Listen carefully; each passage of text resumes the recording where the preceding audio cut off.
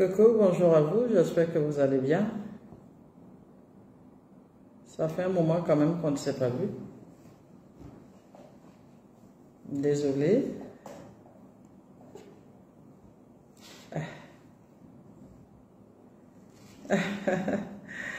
Ah oui, j'espère que je vous ai manqué, vous aussi vous m'avez manqué. Ça fait un grand moment qu'on ne s'est pas vu quand même. Je vais vous expliquer pourquoi et puis on va essayer d'échanger un peu aujourd'hui. J'entends que vous vous connectez et vous qui êtes déjà là, bonjour à vous. Salimata, bonjour, ça va? Lune Sirani, en même temps que vous êtes là, vous partagez. Vous avez pour obligation de partager 146. Vous avez pour obligation de partager 155. Il doit y avoir 155 partages. Et en même temps, les cœurs, les cœurs, les cœurs. Prouvez-moi que je suis dans votre cœur parce que vous êtes déjà dans mon cœur. Adiko, Homme Serge, bonjour. Patricia, ça va? Bonjour. Franck, tu vas bien? Tata, ça va? Athie Mina, Pierre Claver, Laura Mbaye, El Minero, le Canadien. Bonjour, ça va?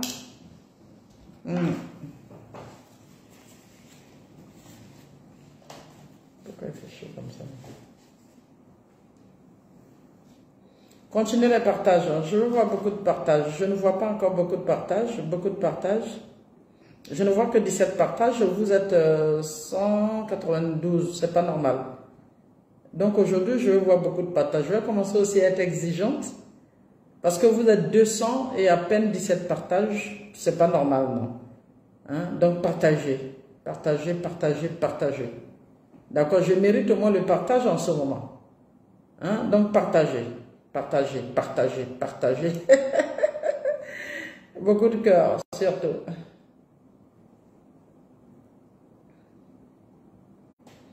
J'attends que vous fassiez beaucoup de partage. Hein. Ça, j'attends, je suis très exigeante aujourd'hui. D'accord? Beaucoup de partage, beaucoup de cœur.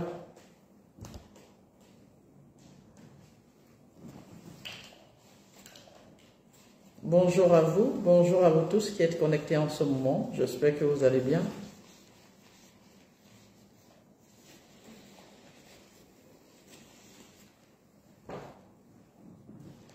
Je m'incline, je ne sais pas ce qui se passe.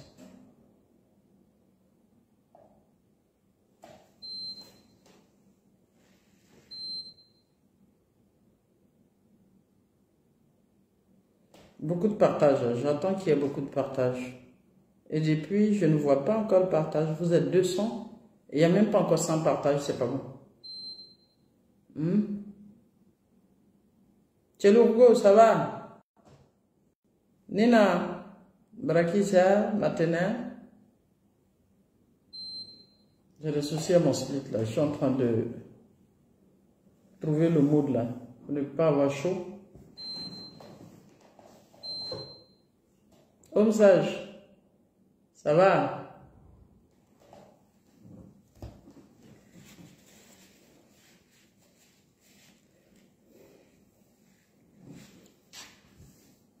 Larry Lénore, Lekna, Tchelourgo. Maman.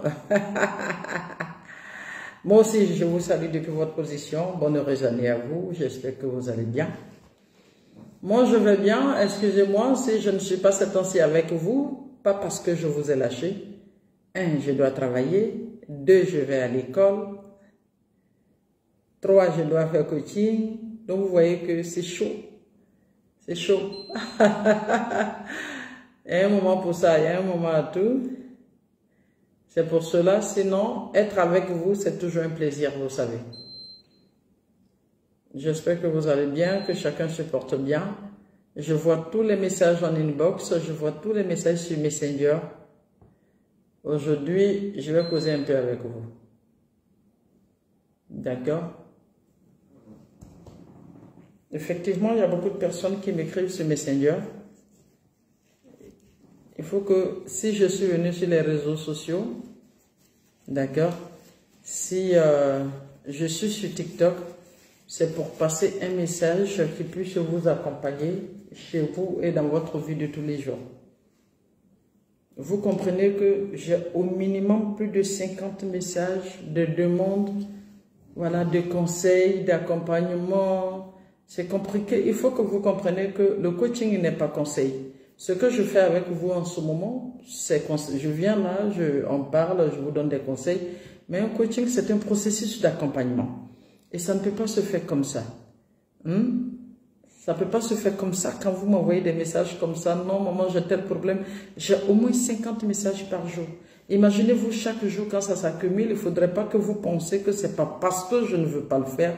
Mais c'est impossible d'accompagner tout le monde en même temps. C'est impossible de donner des conseils à tous ceux qui écrivent en même temps sur la page. C'est très compliqué. D'accord? Daouda Kanté, vraiment tu me plais bien car ce n'est pas toutes les femmes. Merci beaucoup. Donc j'essaye de faire ce que je peux, mais il faut que vous compreniez quelque chose. En fait, surtout mes filles et mes sœurs, on pense que c'est quand il y a des problèmes qu'il faut chercher Coach Mada. Et moi, mon combat aujourd'hui, c'est de prévenir. N'attendez pas que vous ayez des problèmes pour venir vers moi. Même au moment où ça va là, où vous mangez d'après vous-même l'amour dans votre couple là, en ce moment-là, vous pouvez me contacter. Juste avoir la stratégie comment maîtriser sa vie de couple. Parce que maîtriser sa vie de couple, ce n'est pas dire que tu seras cette femme heureuse à 100%. C'est pas pour dire que tu seras cette femme-là qui va commander son mari. C'est pas cette femme-là qui va décider de tout ce qu'il y a dans sa vie de couple. Non. C'est cette femme-là qui saura qu'il y a des choses qui ne doivent pas l'affecter. Elle ne doit pas se laisser crouler par le stress de la vie de couple. C'est une femme qui doit savoir ses limites et qui aura au moins les stratégies, les rouages, voilà, chaque jour. Parce qu'il faut que vous compreniez que la vie de couple, c'est une philosophie. Hein. Et ne réussit ce schéma-là que les personnes très intelligentes, voilà, des personnes vraiment qui savent ce qu'elles veulent. Et des personnes qui savent exactement, voilà, qui ont une vision, qui ont leur ambition, voilà, par rapport à leur vie de couple. Voilà, la vie de couple ne se gère pas comme ça. Ça ne se gère pas en global, comme on le dit. Non, ce n'est pas possible. Voilà. Tout le monde regarde ta vie de couple avec les yeux normaux, mais toi, il faut les regarder avec les yeux plus intérieurs. D'accord? Chaque jour que Dieu fait, que ce soit le mari, que ce soit l'épouse, chacun d'entre vous doit réfléchir. Qu'est-ce que je fais, ce que je dois dans ma vie de couple? Quel comportement suis-je censé avoir vis-à-vis de mon partenaire, vis-à-vis de ma partenaire? Est-ce que les actions, un mea culpa, une rétrospection, depuis tant, depuis hier, depuis aujourd'hui, est-ce que le langage que j'ai eu, la pensée que j'ai eue, le comportement que j'ai eu dans ma vie de couple, c'est ce qui est? D'accord? Est-ce que les raisons pour lesquelles je me suis mariée, est-ce que ces raisons ont changé? Si oui, quelles sont les nouvelles raisons? Quelle vision nous nous sommes donnés dans la vie de couple? Vous savez, là, il peut arriver qu'on se donne une vision avant le mariage. Voilà, on se dit, ben, c'est une femme, peut-être que je n'ai pas trop d'amour pour elle. On continue le partage. Hein. Peut-être que cette femme, je n'ai pas trop d'amour pour elle, mais je vais sortir du sens de l'amour pour aller un peu plus en profondeur. Elle rentre dans mes critères. Voilà, c'est le genre de femme que je veux, une femme battante, une femme qui a la tête sur les épaules, une femme qui a un carnet d'adresse, parce que mon travail que je fais me permet d'avoir ce genre de femme pour pouvoir mieux évoluer. C'est normal. Le mariage, c'est une opportunité. Donc, tous les deux sont opportunistes dans le mariage. Mais il est bien que l'opportunité que nous avons pour le mariage soit quelque chose de positif. Et après, quand tu rentres dans cette vie de couple, ben, tu te rends compte que certes, elle a les critères que tu voulais, mais l'intention que tu avais derrière ces critères ne sont pas remplis. Est-ce que cela doit vous donner, voilà, le droit de divorcer ou le droit de délaisser ce partenaire ou cette partenaire? Je dirais non, parce que le mariage est une autre réalité. Il y a des femmes qui n'ont pas d'argent, qui ne peuvent pas donner de l'argent, qui n'ont pas un carnet d'adresse, mais qui sont des femmes très utiles à la vie de couple. Parce qu'elles savent prier. D'accord? Elles savent prier pour leur partenaire. ou des hommes qui n'ont pas assez de moyens, mais ce sont des hommes, quand tu viens avec un projet en face de lui, il sait discuter avec toi, il sait t'orienter, il sait être une sécurité pour toi. D'accord? Il y en a d'autres qui ne réfléchissent pas beaucoup, qui sont là, ben, mentalement, ben, c'est pas trop ça, mais financièrement, qui mettent tout à ta disposition pour que tu puisses te donner les moyens de te booster. D'accord? Il y en a d'autres qui n'ont ni argent, ni cette intelligence-là, mais spirituellement, c'est des hommes ou des femmes qui fléchissent les genoux, qu'ils prient pour toi. Tu te rends compte que, comme les gens le disent, tu te rends compte que les étoiles vont bien ensemble. Il y en a par contre, tu te dis, c'est vrai qu'il n'a pas tout ça, mais il sait être une sécurité pour toi. Parce que tout simplement, c'est celui-là qui sait accepter tes caprices. C'est celui-là qui sait te prendre tel que tu es. Il ne t'étouffe pas. Il ne se plaint pas. Tu sors, tu vas où tu veux. Tu fais tes voyages. Tu fais ton travail. Il n'est pas jaloux de toi. Il ne t'embête pas. La vie de couple, c'est toute une ronde. Et dans cette ronde, il y a encore de petites rondes.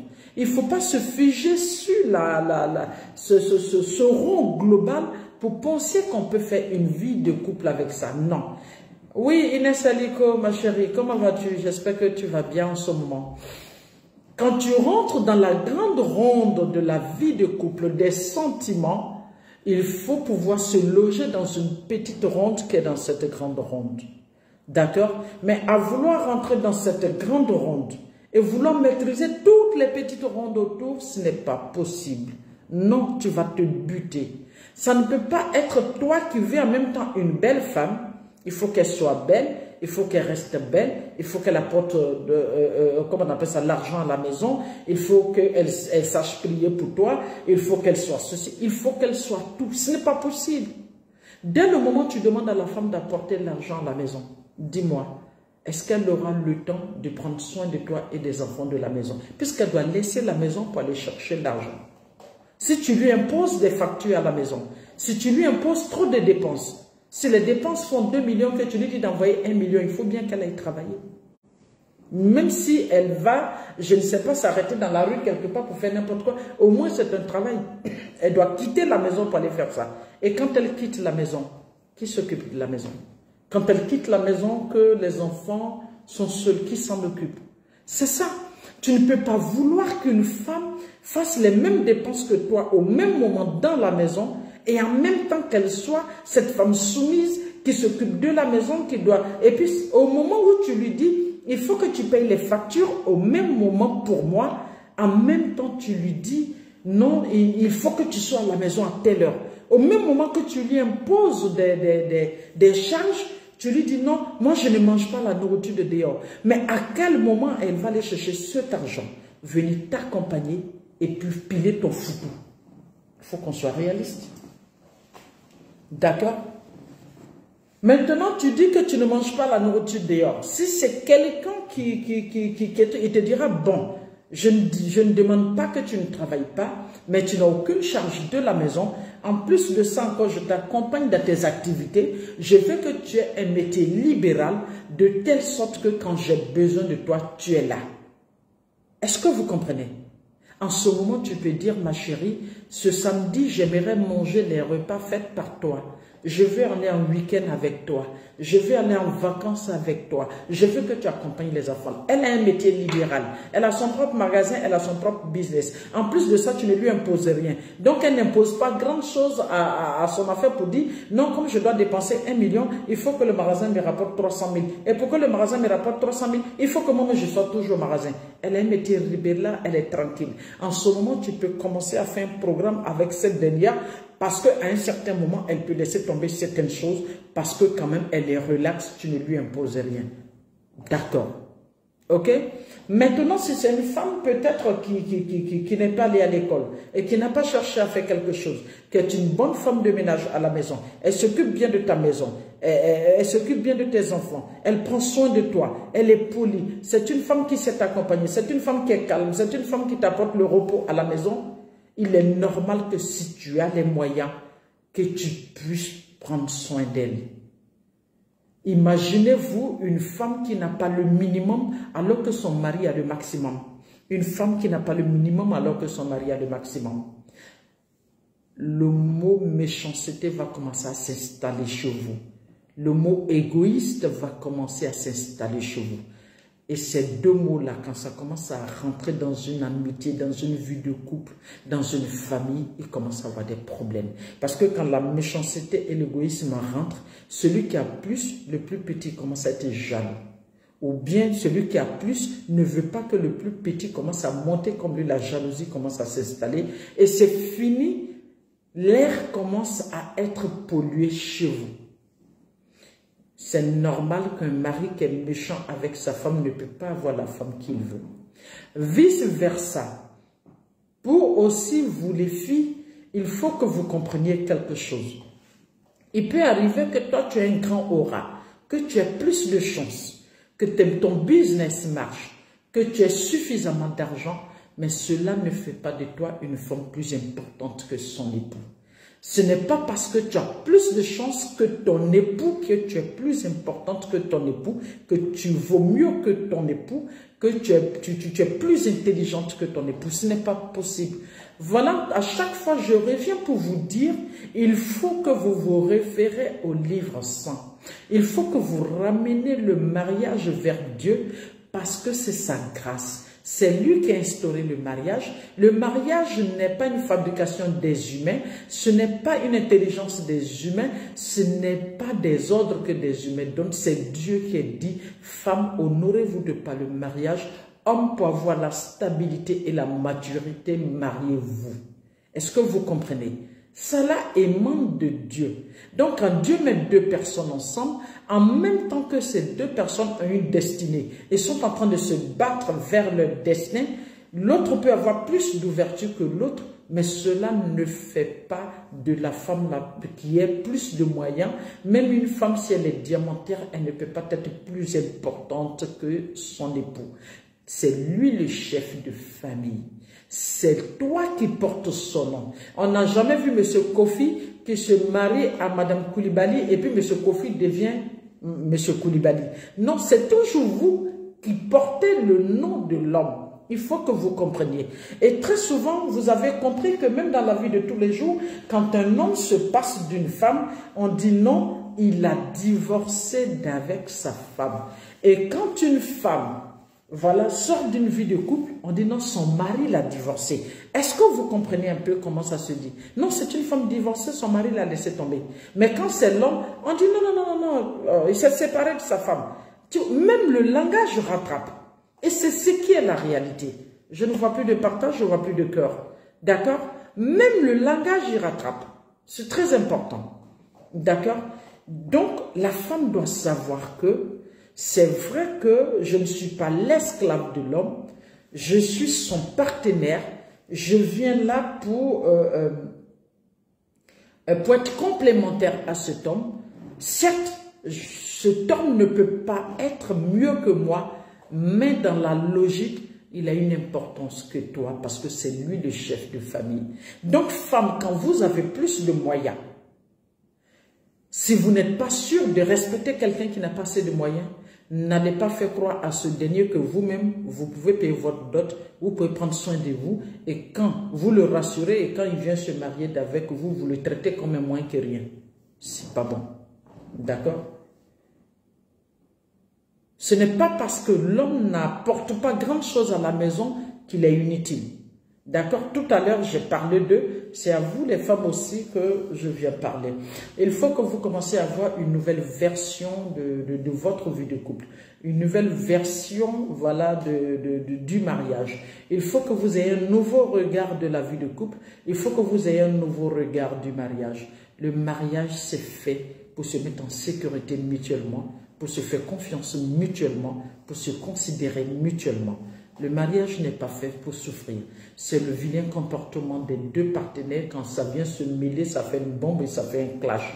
Voilà. Et quand ça s'explose, ça prend les visages. D'accord? Parce que ce qui est important dans la vie, c'est ce que je vous disais, quand il y a trop de problèmes dans la vie de couple, le stress va commencer à s'installer. Quand le stress s'installe, bien évidemment, c'est le cerveau qui rappelle qu'il y a une certaine peur, il y a une certaine insécurité. Et quand cela commence, chacun commence à se mettre en sécurité soi-même.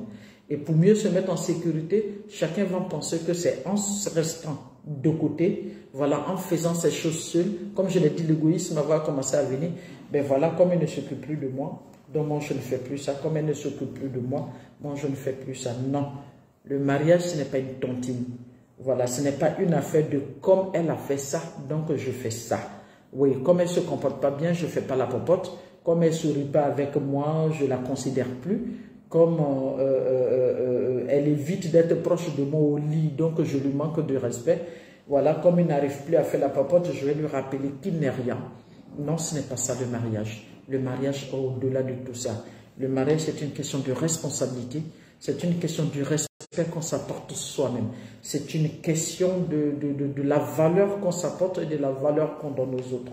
C'est très important. C'est pourquoi je dis aux femmes et aux hommes, découvrez-vous vous-même avant de rentrer dans un mariage. Si vous ne vous découvrez pas, si vous ne savez pas votre lacune, si vous ne connaissez pas votre limite, il serait difficile pour vous de mêler une belle vie avec quelqu'un.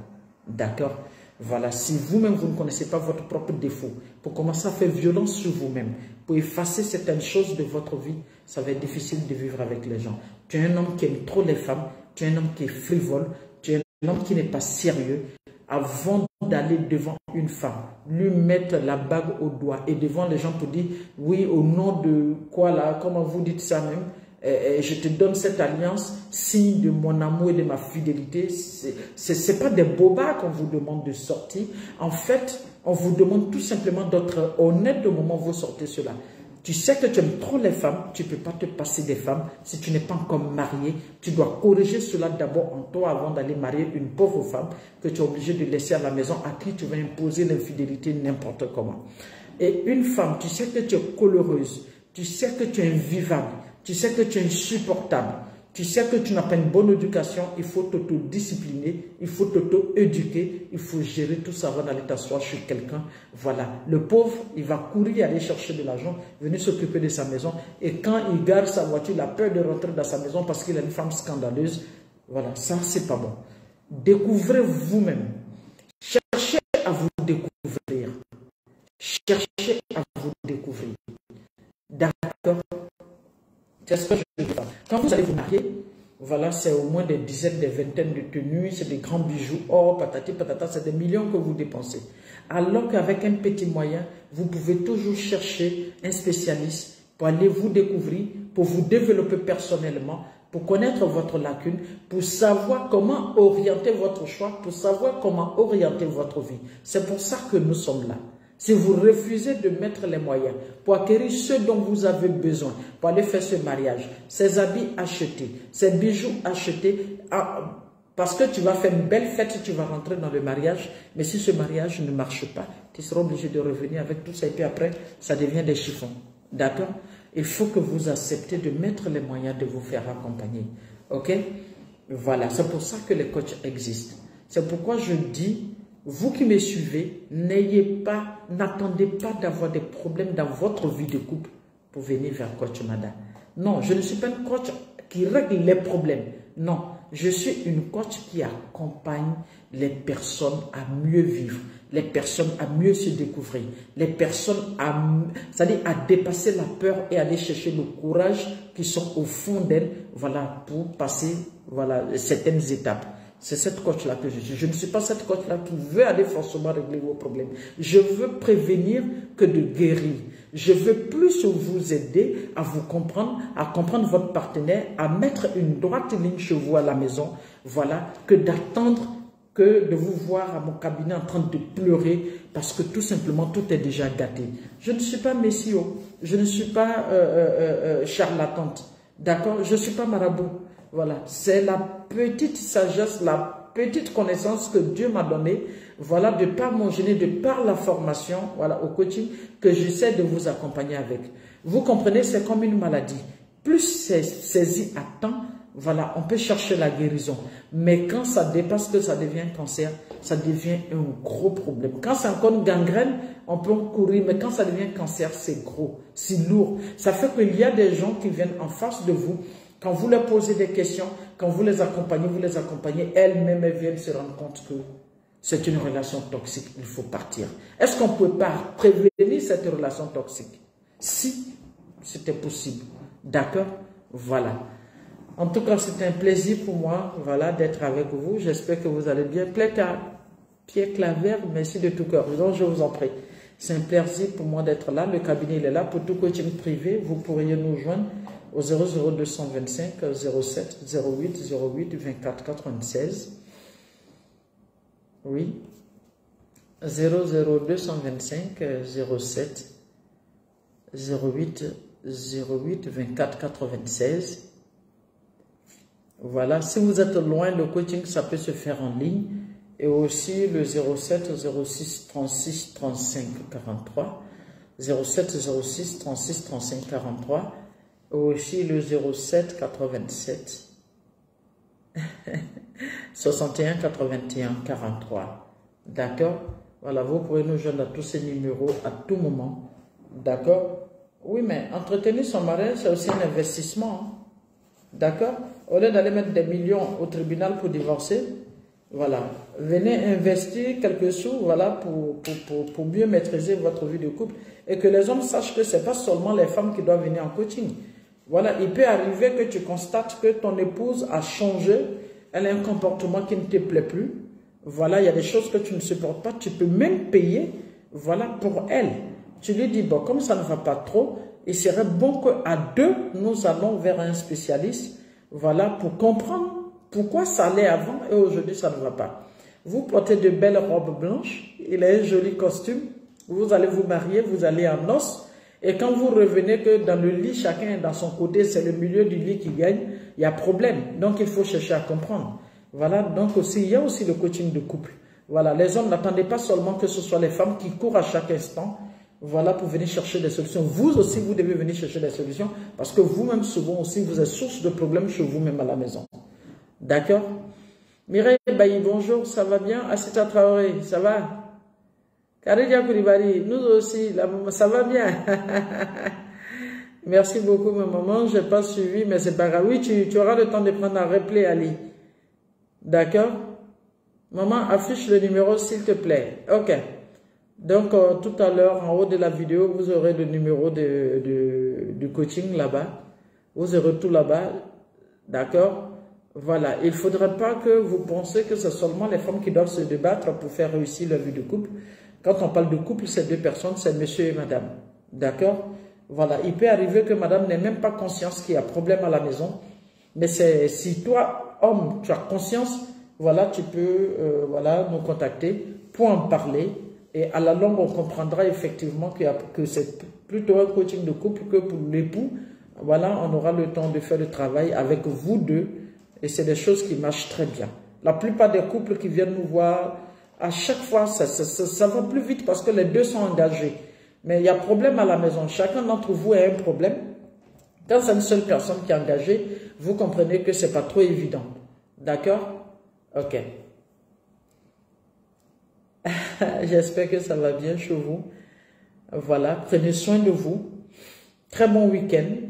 Moi aussi, je vous aime très fort, Ali. Monsieur Claver, ok. Merci beaucoup.